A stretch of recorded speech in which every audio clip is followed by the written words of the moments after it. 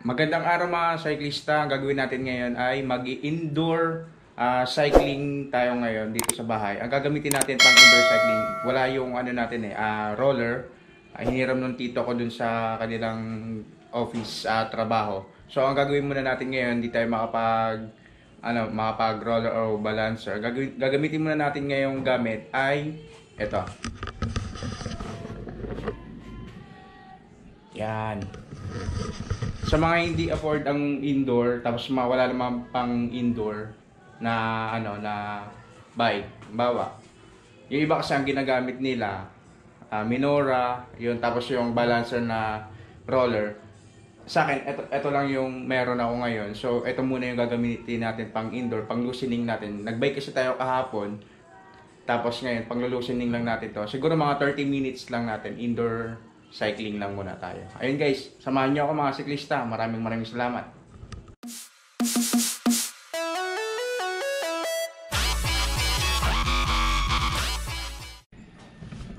Ayun guys, nga pala, bago tayo sumabak dito, mag-warm up muna tayo. Kasi baka mag-cramps tayo, tapos mamulikat, gano'n. Kaya bago tayo sumakay dito, ang gagawin muna natin, warm up muna tayo.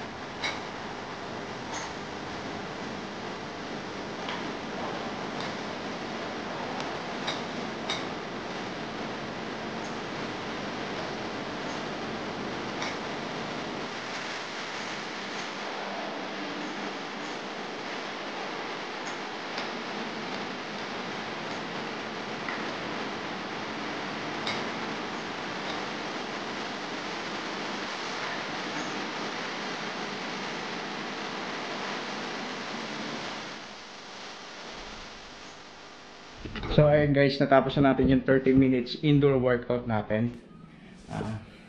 Ito, kahit ako lang sa inyo yung time natin.